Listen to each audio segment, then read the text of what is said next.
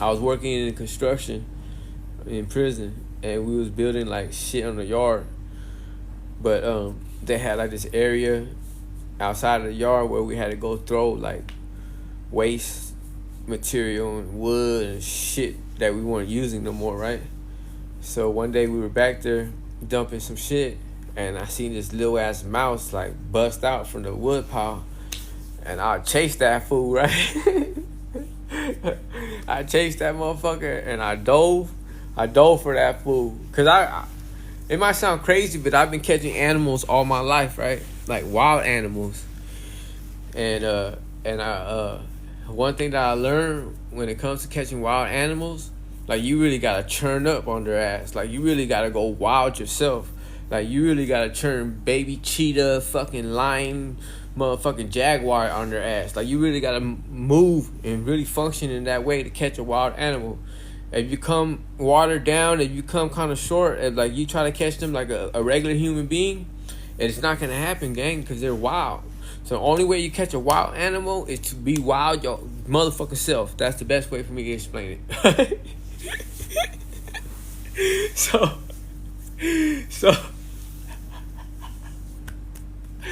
hey, so most people, when they see a little mouse like that break wide, like they're not gonna try to catch it because they're gonna be like, that shit too fast. And like most people's minds, they're like, man, there ain't no way I'm gonna catch that little mouse. That motherfucker way too fast, right? But me, having experience in catching animals and shit, I'm like, I could catch that motherfucker. I already know how to get with it, right? Like, there's a high percentage that I'm gonna fucking catch this motherfucker. So I broke wide. I chased that fool down, and this is where the wild part comes in. The wild part comes in when I went to get that fool. I dove for his ass. I dove like we was in a Super Bowl and it was a fumble. You feel what I'm saying? Like, I didn't half-ass dive. I went 100% with it. I went, yeah! You know what I'm saying? like, win, lose, or draw. If I was going to hit my head, fucking eat dirt, it didn't matter. I'm going for it, right? So I chased that motherfucker and I dove for his ass. Like I'm telling you, like a fumble in the motherfucking Super Bowl, right? I dove for that fool and I got him. I snatched his ass up. And that fool bit me. He bit me and I still just held on to him like, I had to go beast mode because like a lot of times, like if you approach it like a regular human being, once that fool bites you, you're gonna let go. You feel me? Most human beings, like, they'll be like, ah! You feel me? Pam, thank you for the love. They'll be like, ah! And they'll let go. But once you're in beast mode, like you put on this wild ass mentality, you know the bite is coming. You feel what I'm saying? So you just like get ready for it. And my motherfucker bit me. Ah! And I just like, ah! And then I got that fool, right? So anyways, I took him back to the pad. And I had what the fuck you call that shit? I had a big ass plastic bin. It was like a see-through bin. I guess you called it a Tupperware or a tumbler or some bullshit, right? I don't remember what that shit called, but I had a big ass plastic bin. That motherfucker was pretty big, right? And it's all see-through. And I brought that motherfucker home and I put it in there. And I told my celly, right? I said, hey, look, I got this little mouse. Yeah, like a tote, right? And my celly's like, bro, that's a wild ass mouse. He like, man, there ain't nothing you could do with a wild ass mouse. Like, fuck you gonna keep a wild ass mouse for? Because that fool, he ain't gonna listen to you. All you gonna be doing is feeding them, right? Like, so it's kind of like backwards hustling. Like, you ain't gonna get no entertainment out of it. You can't play with it. It's a wild mouse. You can't tame that fool, right? So I was like, bet you I tamed this motherfucker, right? And my celly's like, all right, bet. I don't think you can do it. I said, man, you must not know about me, boy, right? So the mouse, he was in the bin, right? And how I started off taming him, because at first he was wild. He was scared. Every time I came around, he was just like running all crazy in the bin. So I tell my celly, I said, look, gang, this is how I go about it. I just gonna put my hand in there. I'm not gonna try to grab it or nothing like that. I'm just gonna let it know that every time my hand is near it, it's no threat to it. You feel me? And it'll run around the bin, but I just be like all day watching TV and just moving my hand around the bin. You know what I'm saying? That's all I be doing. This is like day one of breaking the mouse down, right? I'm just sitting there watching TV, just moving my hand around the bin while the mouse is just slowly getting used to my hand and seeing that it's not a threat, and then to my smell, right? And then, of course, I'm the one that's feeding it. You feel me? And it knows, like, when it comes to fucking food, where the fuck does this food come from? It come from me, right? And not only am I feeding it, but I was feeding it, like, good shit. Like, I was feeding that motherfucker, like, Captain Crunch and shit like that. Like, shit that mouses don't normally eat, gang. Potato chips and shit like that, right? Like, good shit. Nutty Buddy bars, right? So that motherfucker was like slowly starting to see, like, I wasn't a threat. You feel me? I'm good people. I always feed you and I never fuck with you, gang. Like, we always been smooth, right? So then one day I told myself, like, look, I'm gonna scoop this fool up, and I'm gonna scoop him up in a cup though, right? I'm gonna take a cup and I'm gonna scoop him up into a cup and I'm gonna pour it into my hand and I'm gonna hold that motherfucker. And my son is like, man, no, you're not. That motherfucker gonna bite you, right? So I did it. I just scooped that food up in like a little coffee cup. I poured him in my hand, and that motherfucker just chilled. Like, he just walked back and forth in my hand. He wasn't tripping, you feel me? And I put it back down, and I kept on repeating the process. Pouring that food into my hand, putting it back down. Pouring it into my hand, putting it back down. After I did that shit like 50 times, then I poured it into my hand, and I slowly started closing my hand and letting that food feel like my fingers around it, but not close it all the way, but just like letting him feel the difference, right? And the motherfucker started feeling my hand, this and that. Anyways, over time, I just got to where I could just hold him, pick him up, hold him, do whatever the fuck I wanted. That was my partner.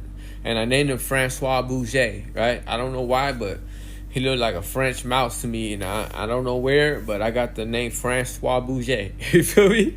And that's what I named him, right? I named him Francois Bouget, right? And so trip out on this.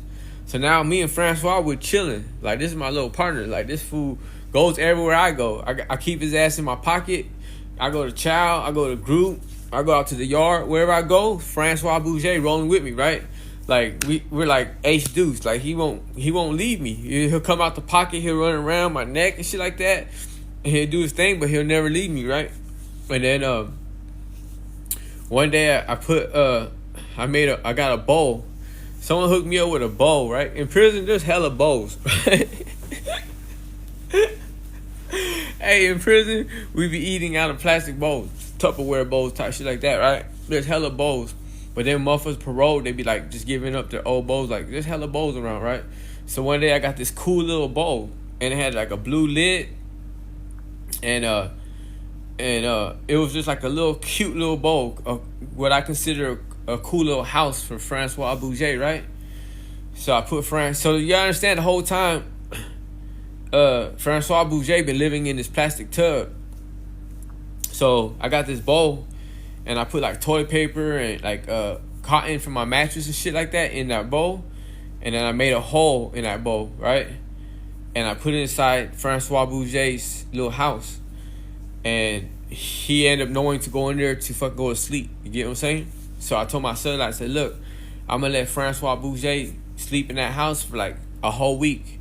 I'm gonna let that fool move the cotton and toilet paper around however he wants to move it to get his little fucking bed, however he wants it. And then I'm gonna let him leave his scent, his smell, and all that shit in that house, like to claim his territory, right? And I said, watch.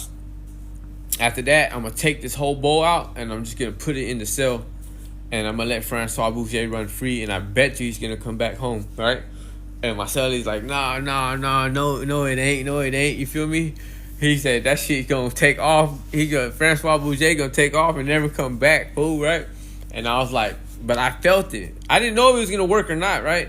I just felt it in my heart that me and Francois had such a connection and an understanding, like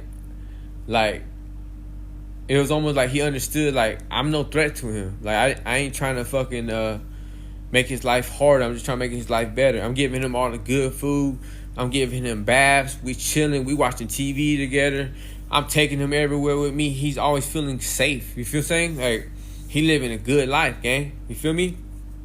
So, finally, Francois had, like, made his little nest in this bowl for, like, a week, right? And it was a day that it was going to happen, right? So I took the bowl and I put it on the floor in the corner underneath the desk. And I told my celly, I said, Francois is gonna do whatever fuck Francois want to do. If Francois want to take off, Francois gonna take off. Francois comes back, Francois is gonna come back. But I believe like he's gonna come back, right? And boom, Francois took off. Francois took off, start running the tier, right? So he'll be going up in people's houses. So the first night he took off, I didn't know he was gonna come back or not. You feel me? And then the next day in the morning, like all night, I was like hoping to see him come back, and I didn't see him. I stayed up late, I didn't see him, right? And then the next day in the morning, I was on the toilet like 5 o'clock in the morning. I was taking the shit, right? And the cell was all dark, but the cell door at the bottom, there was light from the tier. And I seen a shadow come into the cell, and I looked, and it was Francois. And this is the very first day that he took off. He came in the cell, came through the door, and ran back to his bowl, and ran up in his little nest and went to sleep. You feel me? And I was just on the shit like, oh shit, right? I was like, Francois came home, right? I told my son, like, hey, fool, Francois just came home. And my son like, nah, you bushing. I said, hell nah. I hopped up off the toilet, and I went and grabbed the bowl, and I opened it up, and he was up in his little nest. You feel me? He like, man, fuck y'all doing? Leave me alone. You know what I'm saying? So I put the cap back on. I just put that food underneath the desk.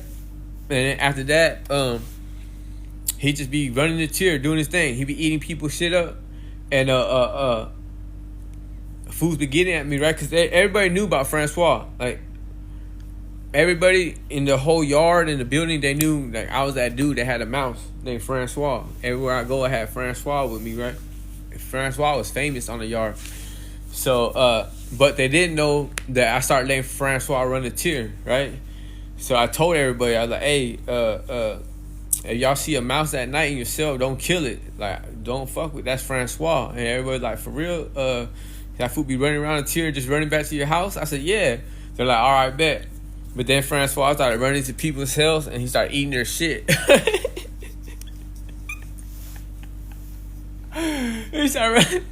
Francois started running up in other food cells, and he started like smacking on their noodles and shit, and chips or whatever the fuck they had sitting on the cell floor. Cause in prison, right, we don't have a lot of like locker space. So like if we had like soups, chips, shit like that, we keep that shit in a net bag and we just leave it underneath our bunk. You feel me? And Francois started bending corners. That fool started munching on people's shit. And people would get at me like, hey, bruh. They're like, Francois was in my pad and shit, man, eating on my chips and shit. I said, man, fuck you expect Francois to do? It's a motherfucking mouse, gang. And I said, if you do anything to my mouse, we're going to have problems. You feel me? I said, Francois is going to do what fucking Francois want to do. You feel me? And then, so what people started doing, they started leaving food out by the cell door. They'll leave like chips, peanut butter, just like a little corner by the cell door, just for Francois when he come in, he'll just eat that and he'll go, okay. And he'll leave all that shit alone and he'll go to the next cell. So every cell basically had to like pay taxes to Francois on my mama, but he only stayed like in like a little radius. Like my cell, he'll go down the corner, bend the corner, and come back and go up a little. He didn't go too far, you know what I'm saying? So all the cells in like that little corner, they're all like in agreement. Like, you know what? They called him Freeway Fred, right? I don't know why they called him Freeway Fred, but someone gave him that name too, right? And so everybody, like on the tier, everybody called him Freeway Fred. You feel me? I called him Francois Bouget, but all the gangsters and everybody, they called him Freeway Fred. And they all came into agreement, like, you know what? Freeway Fred, that's the homie. You feel what I'm saying? So we're just gonna leave a little bit of food out every day for that food. You know what I'm saying? So he used to go eat their shit, come home. Man, Francois was dope as fuck. But later on, I had that food for like 3 years. And then one day, like every day he'll come home early every day, like 5 in the morning, almost around the same time every morning, right? And I'll be up. He was kind of like my alarm clock. You feel me? I'll wake up and I'll just lay there looking at the bottom of the door, waiting for him to come home.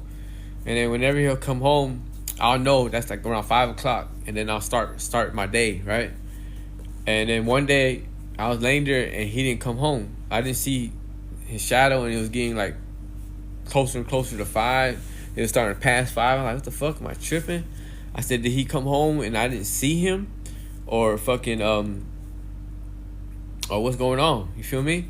So I went and I grabbed his bowl and I opened his bowl and I looked in there and Francois he had passed away and shit. He died of old age, I guess, or maybe I gave him diabetes too. Sometimes I think because of all the sweets I gave him, right? But he was in there like all dead, like all like rigor mortis had kicked in and he was all stiff and shit. You feel me? So I was heartbroken, gang. I was hella sad, like I had to take a seat. Like when I opened the bowl up, I knew he was gone because he wasn't normal. Like he was all stiff and shit. Like every time I open the bowl, he always be like moving and shit and like sniffing me. Like what's happening? Like what you want, pops? Like what's going on? Like I already ran the streets. I'm trying to sleep now. You know what I'm saying? Because they're the way they sleep is they sleep during the daytime and they run around at night. You feel what I'm saying? So when he come home in the morning, he's just trying to go to sleep. He like, fuck that. I've been running the streets all night. You feel me? So when I opened the bowl, he wasn't moving. He wasn't doing nothing. His nose wasn't sniffing. He was just stiff. I said, oh, bruh. I sat down. I just sat there and looked at him. I was like, fuck, bruh. Little man gone. You feel me? I was like, fuck. My little partner gone. But I felt some kind of like comfort knowing that I had him with me like when he passed, because if he would have passed away on a tier or whatever, I would have always wondered, like, did somebody kill him or, you know what I mean? I would always wonder what happened to him. So I got that closure, you feel me? And then, I put him inside a soapbox. It was a white dove soapbox, and had a funeral for him on the yard and everything. And fucking like, hella people came and shit. It was crazy, gang. Cause there's like a community on the yard of inmates that have pets. You feel me? Like we'll have like pet lizards, like all kind of pets. You feel me? There be all kind of animals you could catch on the yard because the prison was like up in the mountains and shit. And so we were always like kind of like talk to each other like, hey, how's your pet lizard doing? Or how's your frogs and shit like that. You feel what I'm saying? And so everybody like in that community knew that I had Francois. So I was like, they always like, how's your mouse? How's Francois? Whatever, right? So when Francois passed away, I told them, I was like, hey, Francois passed away, gang. Finna bury him and shit this afternoon on the yard. Everybody and mama showed up, like hella fools from the animal community. They came to pay their respects because when one of them lose their pets and have a funeral, I show up. You feel me? Mando, like I'll slide through just out of love for animals and that mutual understanding. You feel me? So I've been to hella animal funerals in the pen.